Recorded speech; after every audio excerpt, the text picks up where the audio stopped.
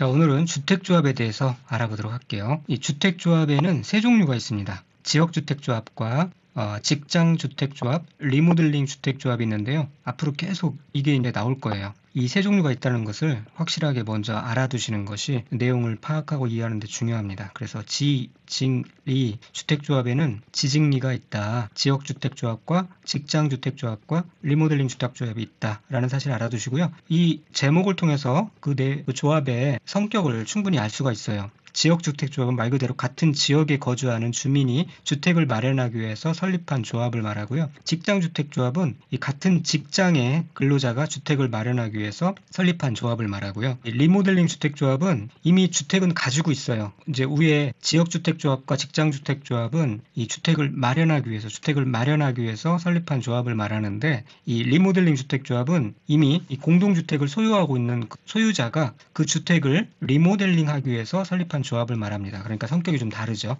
그 사실을 알아두시고, 이것은 뭐 시험에 나오는 건 아니지만 이 내용을 알아야만 후에 설명되는 내용들이 이해가 됩니다. 자, 그럼 이러한 주택조합을 설립할 때 어떤 절차가 필요한가 보도록 할게요. 먼저 이 지역주택조합과 직장주택조합을 하나로 묶어서 살펴볼게요. 왜냐하면 이 주택을 마련하기 위한 지역주택조합과 직장주택조합과 그 다음에 주택이 있는 사람들이 리모델링을 하기 위한 위에서 설립한 리모델링 주택조합은 약간 성격이 다르거든요. 그래서 나눠서 살펴보는 겁니다. 자, 많은 수의 구성원이 주택을 마련하거나 리모델링을 하기 위해서 주택조합을 설립하는 경우에는 관할 특별자치시장, 특별자치도지사, 시장군수, 구청장의 인가를 받아야 합니다. 자, 이때 이제 신고 대상 직장주택조합의 경우에는 제외한다는 것은 이제 바로 이어서 나오니까요. 어떤 내용인지 그때 살펴보도록 하고요. 인가받은 내용을 변경하거나 주택조합을 해산하는 경우에도 인가를 받아야 합니다. 애초에 인가받은 사항은 변경하거나 해산하거나 폐지하려 할 때도 인가를 다시 받아야 된다는 것 계속 반복되고 있고, 아까 신고 대상 직장주택조합의 경우는 제외한다고 그랬는데 그 인가를 받는 이 나번에 있는 내용이 그겁니다. 이 경우에는 인가받는 게 아니라 이제 설립 신고만 하면 된다는 거예요. 뭐냐? 국민주택을 공급받기 위한 그런 직장주택조합을 설립하려는 경우에는 시장군수구청장에게 신고해야 합니다. 인가 받을 필요가 없이 신고해야 한다. 또 신고한 내용을 변경하거나 직장주택조합을 해산하는 경우에도 똑같이 다시 또 신고를 하면 됩니다. 그러니까 일반적인 지역주택조합과 직장주택조합은 인가를 봐야 되는데, 직장주택조합 중 국민주택을 공급받기 위하여 직장주택조합을 설립하는 자는 신고만 해야 된다는 거예요. 이게 이제 시험에 아주 자주 나오잖아요. 그래서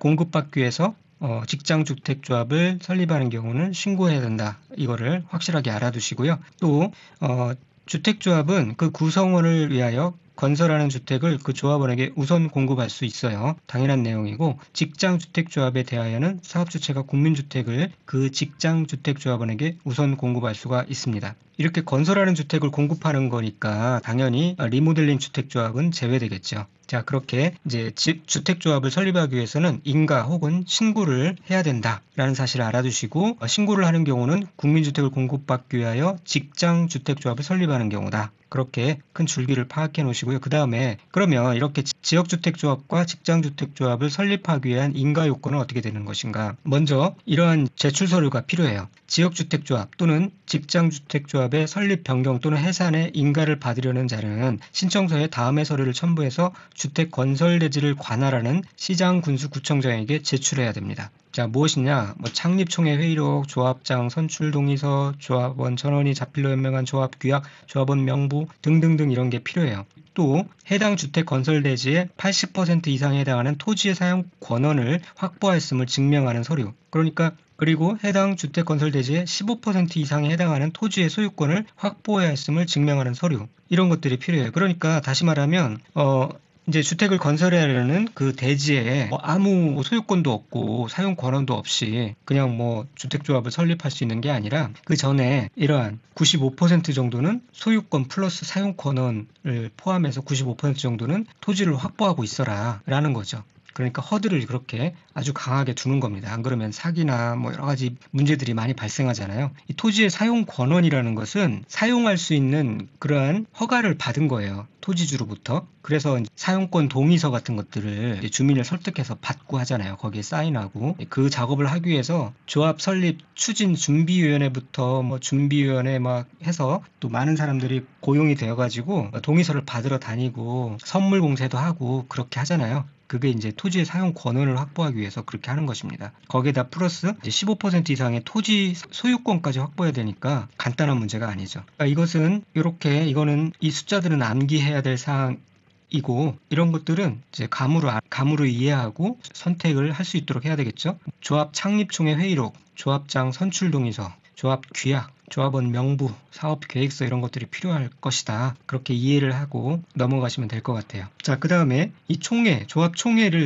의결을 하는 경우에는 조합원의 100분의 10 이상이 직접 출석해야 되고요. 다만 창립 총회인 경우는 100분의 20, 또 다음의 사항을 의결하는 총회의 경우에 100분의 20이 직접 출석해야 됩니다. 그러니까 중요한 사항이라는 거죠. 창립총회도 굉장히 중요한 사항이고 이와 같은 중요한 사항을 진행할 때는 의결할 때는 100분의 20이 직접 조합원들이 출석해야 된다. 대부분 자금과 관련된 사항이에요.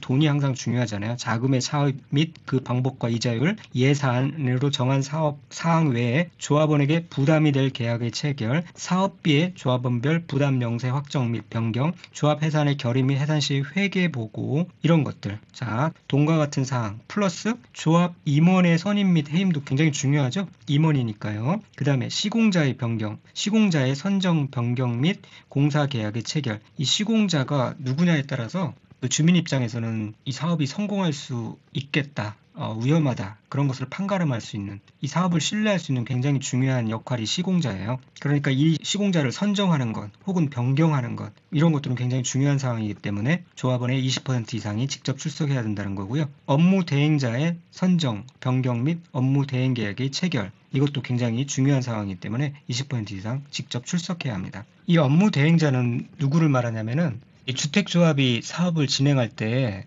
이 주택조합은 아무래도 전문가들이 아니기 때문에 전문적이고 실무적인 업무들을 대신해주는 그 외부 전문업체가 필요해요.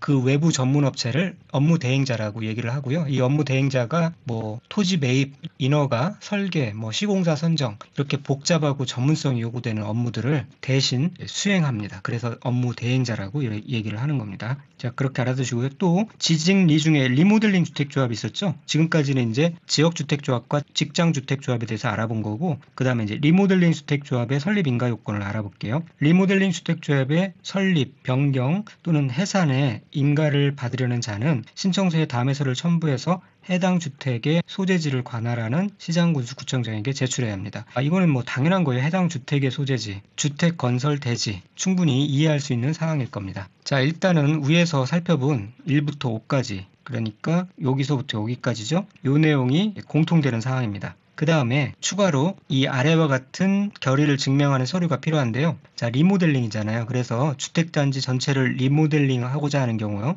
그 다음에 동을 리모델링 하고자 하는 경우 나눠서 볼 수가 있어요. 자, 주택단지 전체를 리모델링 하고자 하는 경우는 주택단지 전체의 구분 소유자와 의결권의 3분의 2 이상의 결의 및 각 동의 구분 소유자와 의결권의 과반수의 결의가 필요합니다. 그러니까 전체적으로 주택단지 전체적으로는 3분의 2 이상의 결의가 필요한 거고요. 그 주택단지에도 여러 개의 동이 있잖아요. 각 동의 의결권의 과반수 이상이 필요하다 라는 거 알아두시고, 그냥 동만을 리모델링 하고자 하는 경우는 그 동의 구분 소유자 및 의결권의 3분의 2 이상의 결의가 필요합니다. 그러니까 전체적으로는 그 뭐 주택단지 전체든 동이든 3분의 2 이상이 필요한 거예요. 그런데 주택단지 전체를 할 때는 전체로는 3분의 2 이상이지만 각 동은 과반수의 결의가 필요하다. 알아두시면 되고, 또 한 가지, 해당 주택이 사용검사 1 또는 건축법에 따른 사용 승인일 1로부터 대수선의 경우에는 10년, 증축의 경우에는 15년이 지났음을 증명하는 서류.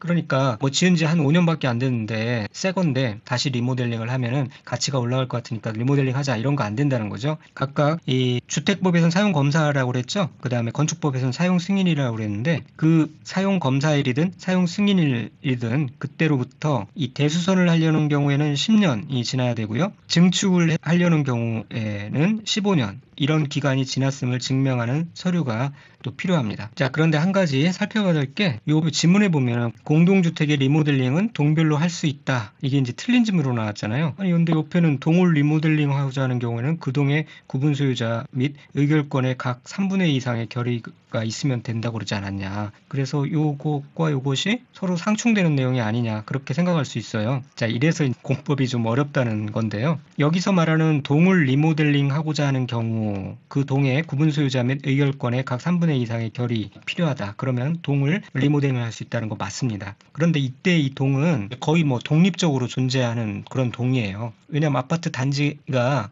하나의 동으로 이루어질 수도 있잖아요. 그렇게 다른 동과의 연계성이 없이 그러니까 공용 주차장 그런 연계성이 없이 독립적으로 존재할 때 물리적 법적으로 독립된 단지로서 그렇게 기능하고 있을 때는 그런 경우에는 이렇게 그 동을 리모델링 하고자 하는 경우 3분의 2 이상의 결의가 있으면 된다는 거고요. 그런데 일반적인 공동주택 같은 경우는 그렇게 한 동이 독립적으로 법적으로 물리적으로 독립된 단지로 기능할 수 있는 게 아니죠. 공동시설 그러니까 주차장 뭐 어린이 놀이터 뭐 이런 같이 이렇게 공유하고 있는 경우가 많고요. 다 연계되어 있어요. 그래서 이 공동주택의 리모델링은 동별로 그렇게 할 수 있는 게 아닙니다. 그래서 이 내용을 이해하실 때 이렇게 하시면 돼요. 원칙적으로는 단지 전체를 대상으로 하되 예외적으로 독립성이 보장된 특정 동만 이렇게 분리해서 리모델링 하고자 하는 경우에는 이렇게 3분의 2 이상의 결의로 할 수 있다. 그래서 일반적으로 그냥 공동주택의 리모델링이라고 하면은 동별로 할 수 있는 건 아니다. 이렇게 정리를 해두시면 되겠습니다. 자, 그리고 리모델링 주택조합의 설립에 동의한 자로부터 건축물을 취득한 자는 리모델링 주택조합의 설립에 동의한 것으로 보고요. 그 다음에 이제 매도 청구에 대해서 알아볼 텐데 이렇게 위와 같이 이런 동의율이라고 하거든요. 각 전체의 3분의 2, 각 동의 뭐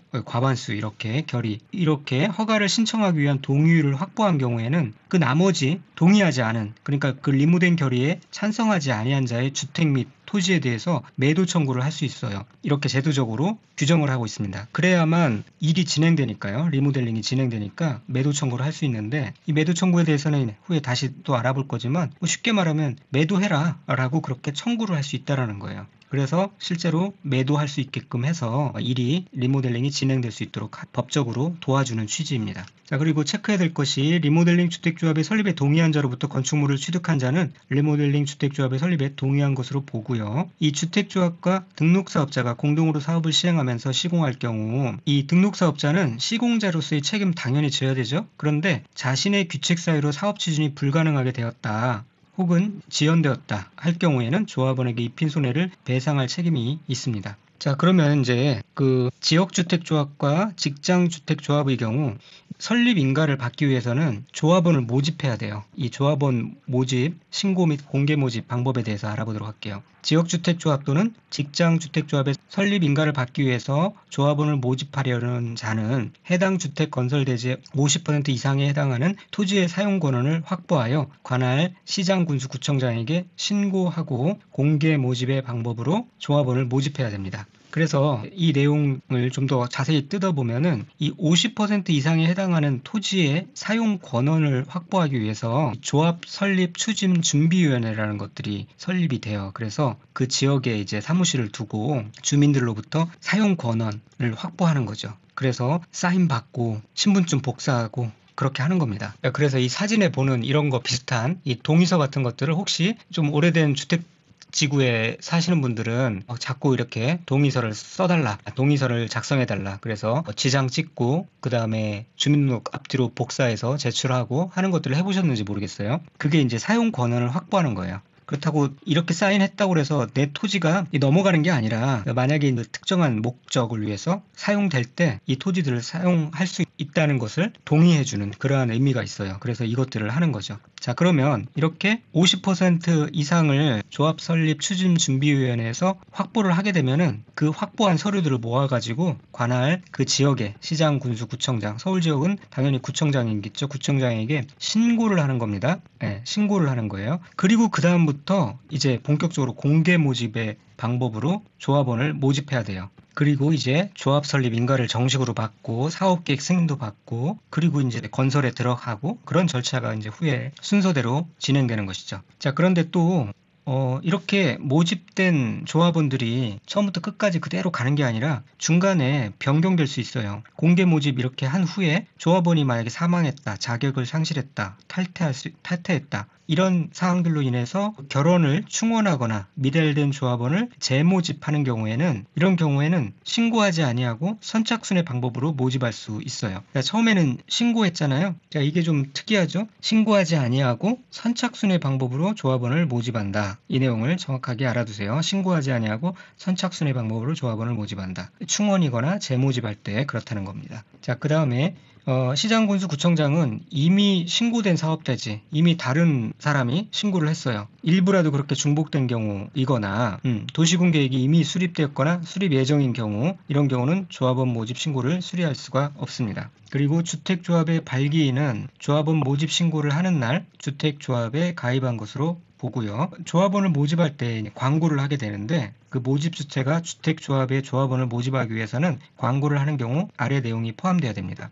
즉 지역주택조합 또는 직장주택조합의 조합원 모집을 위한 광고다라는 문구를 정확하게 박아야 되고요. 조합원의 자격 기준에 대한 내용도 그렇게 포함하고 그 다음에 주택건설대지의 사용 권한 및 소유권을 확보한 비율이 지금 현재 어떻다. 그 다음에 조합의 명칭 및 사무소의 소재지, 조합원 모집 신고 수리일 이런 것들을 광고에 포함시켜야 됩니다. 그 다음에 이 밑에 있는 내용을 한번 읽어보시면 되는데 한번 읽어드릴게요. 주택조합 가입에 관한 청약의 철회를 할 수 있는데 이렇게 주택조합에 가입을 신청한 자는 가입비 등을 예치한 날로부터 30일 이내에 주택조합 가입에 관한 청약을 철회할 수 있습니다. 그리고 이 청약 철회 의사를 표시한 서면을 발송한 날에 그 효력이 발생하고요. 이런 경우는 이제 서면으로 하는 경우 해당되겠죠. 그 다음에 이 가입비 등을 지급하거나 반환은 어떻게 하느냐. 이 모집 주체는 주택조합에 가입을 신청한 자가 청약 철회를 한 경우 청약 철회 의사가 도달한 날로부터 7일 이내에 예치기관의 장에게 가입비 등의 반환을 요청해야 해요.